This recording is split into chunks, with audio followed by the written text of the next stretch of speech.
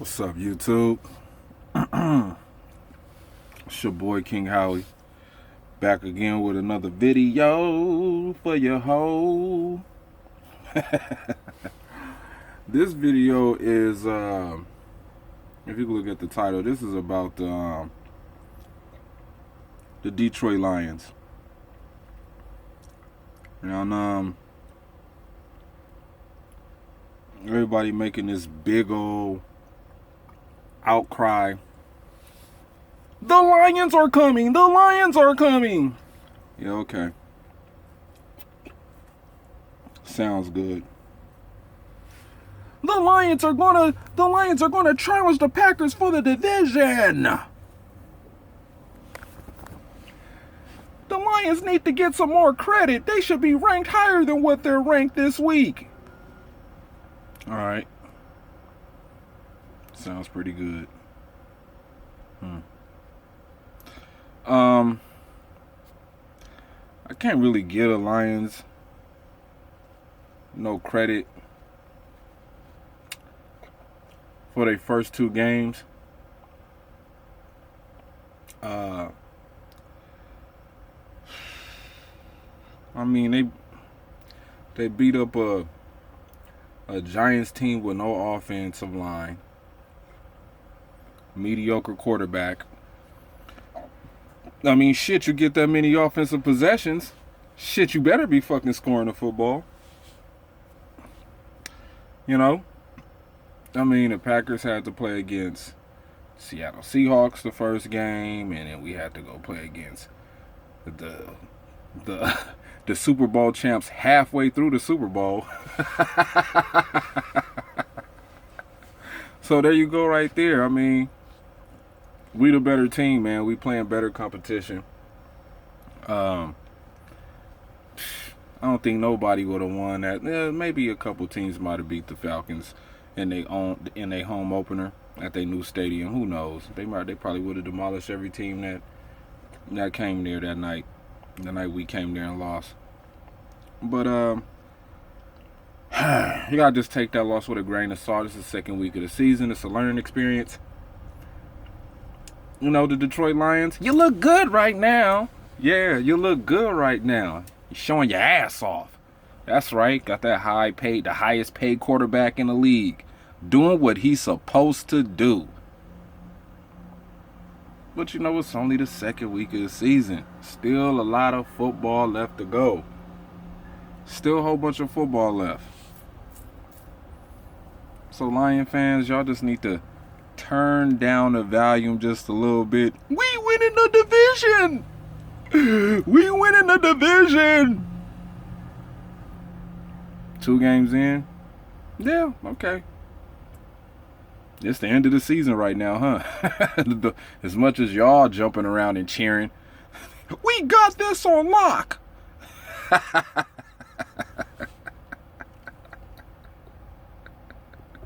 It's Stat Patford's time. And all he gonna do is put up a bunch of numbers, look good while doing it, and still not do shit.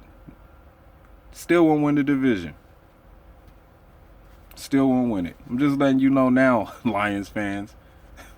Right now we have nobody else challenging us in our fucking division. It's the Packers, you know. The Sam Bradford is hurt. Anytime you're getting a needle injected into your knee, that's cause for concern right there. You know, you gotta see how the medicine is gonna, you know, cooperate with your knee or whatever they're injecting in there, and they gotta wait it out. It's a process. So who knows if Sam Bradford is gonna be playing next week or the weeks to come. You got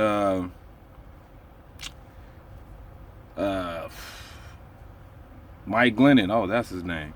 Mike Glennon, who's on the verge of getting his starting position snatched up by bitch Trubisky. So I don't know, man. Somebody got to challenge us. Might as well be the Lions.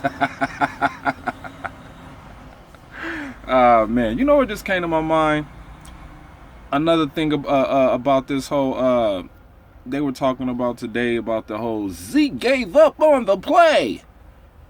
What the fuck was he supposed to do? What was he supposed to do? He could have made that tackle. Skip Bayless. Oh, not Skip Bayless. Shannon Sharp and Eric Dick. Basically Shannon Sharp. He should have got up and went and traced them down. Man, let me tell y'all something, man. Zeke is out there trying to make shit happen. Every time he get the ball, he getting hit in the backfield. I don't know what the fuck happened to that offensive line. You know what? I know what happened to the offensive line. Like I've been telling y'all. Tony Romo, you bring that offensive line in early with Tony Romo at the quarterback. And those offensive linemen have to go with all of the injuries and all of the backup quarterbacks that came along with Tony Romo, right? Don't you think them motherfuckers is about wore out? Run blocking for Zeke, pass blocking for Dax. That offensive line ain't what it used to be. After the injuries and all of that stuff add up and accumulate, this is what you're gonna start seeing: a team that can't block against the Denver Broncos. Oh, well, they do got a pretty good defense. That's beside the point. That don't mean shit. I can see the Dallas Cowboys losing to whoever the fuck they play next after this week because of the offensive line being battered and beat up. But we'll see. It's only week 2. Like I said, it's only week 2. So, man, get off the young man's back. He still got a whole bunch of shit on his mind with this whole NFL bullshit going on surrounding him. And, Jason Garrett, I agree with Skip. Jason Garrett shouldn't have went out there and put him on blast and scrutinize him. He already dealing with a bunch of shit. Like, you got to understand, man. Zeke is going on a road dealing with hostile fans. Like, of course, college, they going to do the same thing. But this time, they not saying, screw Ohio State. Ohio State suck. They saying, Zeke, you fucking rapist. Look at you woman beater. That's what they yelling in the stands. And he like, all right, that ain't me. That ain't me. So, of course, he's going to sit out there and pout when he's going home, when he's going on the road. In hostile environment, especially in Denver, Colorado, that fucking loud ass stadium with all of them fucking jackass, crack ass white people screaming at him and shit. You fucking black rapist, you fucking abuser. That's what they yelling at him. They not saying fuck the Dallas Cowboys. When they see Zeke, they talking about the shit that the media is pumping out there every fucking day on TV about Zeke. So, of course, if the team ain't playing up to par and up to standards, that's going to have some kind of psychological effect on him when he's sitting on the bench with 9 carries for 8 yards and there's somebody behind him yelling him, that's what you get, rapist. Just like we stopped you running, you should have stopped beating that woman. You know what I'm saying? They out there saying that kind of shit to Zeke. You know what I'm saying? He young. He still got, this is only his second year. Get a guy a break. You know what I'm saying? He wouldn't be going through this shit if the NFL would have suspended his ass for the 6 games. If Roger Goodell wouldn't have fucked up. But, hey, maybe this is what the NFL want. Maybe they want Zeke to go on the road and they want to see his response for the fans because he playing another week again. So we'll see how he responds next week. I think, I forget who the fuck they playing. They probably playing some sorry-ass team that they should beat. But that's neither here or there.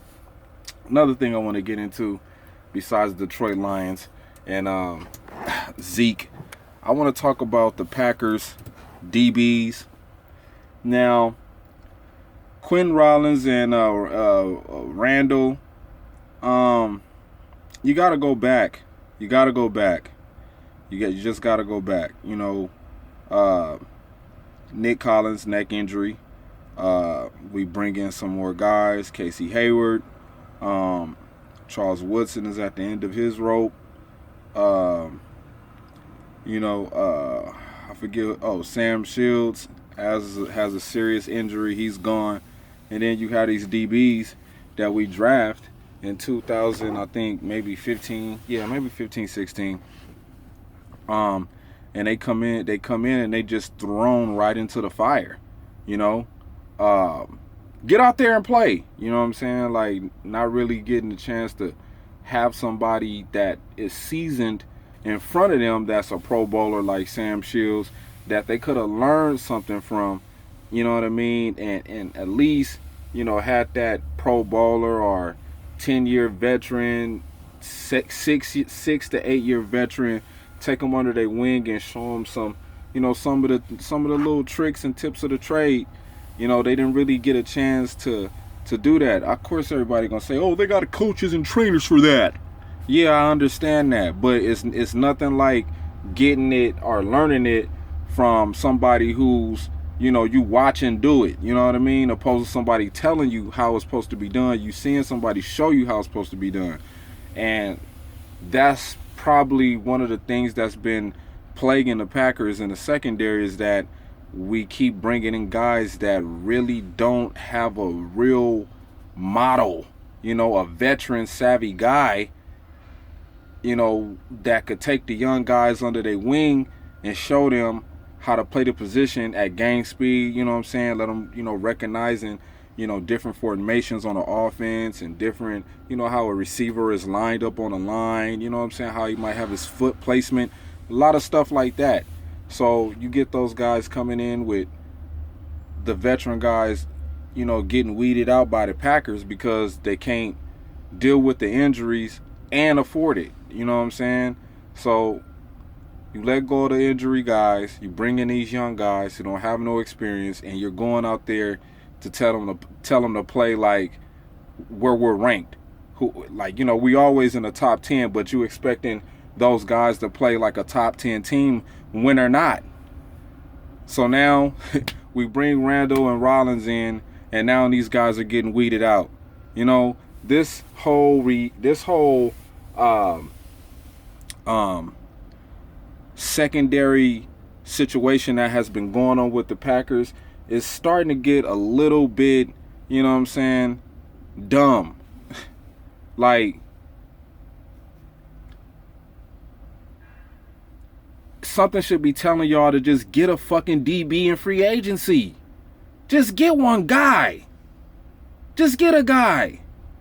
Y'all had Andre Boye go to another team that y'all could have had. Y'all could have went and got Gilmore. You could have got somebody. But no, who y'all go get? Somebody that knows the Packer playbook. Devon House. Come on, man. You know, you sit here and you think about the teams and these football teams, and you just look at how much these guys are getting paid, and they just be doing the most dumbest shit. Like, how is this guy making millions of dollars and unsuccessful with the team that we paying this motherfucker to find guys and get guys in here to help us, you know, win a championship, but they not doing it. Now I understand it's, you know, the money, and, you know, you got players with contracts, and still, man, it don't take much to go get a cheap motherfucker that got potential, that's been in the league or showed you something to make you want to go get his ass. This whole DB circus is fucking starting to piss me off. Now we got to bring in a new set of DBs. What we going to do next year? Draft some more motherfucking DBs? Why can't we just go in free agency and pay one of these big time motherfuckers, you know what I'm saying, just to change the defense around, to give it a boost or something, man? I don't understand it. You seen what the fuck the Patriots did with old ass Darrelle Revis? Took them for that 1 year and they won a fucking Super Bowl. Is that so fucking hard to ask for? All of these motherfucking great DBs floating around, and the Packers, oh, we just gonna bring up this guy that used to play at this D2 college. Yeah, I like this footwork.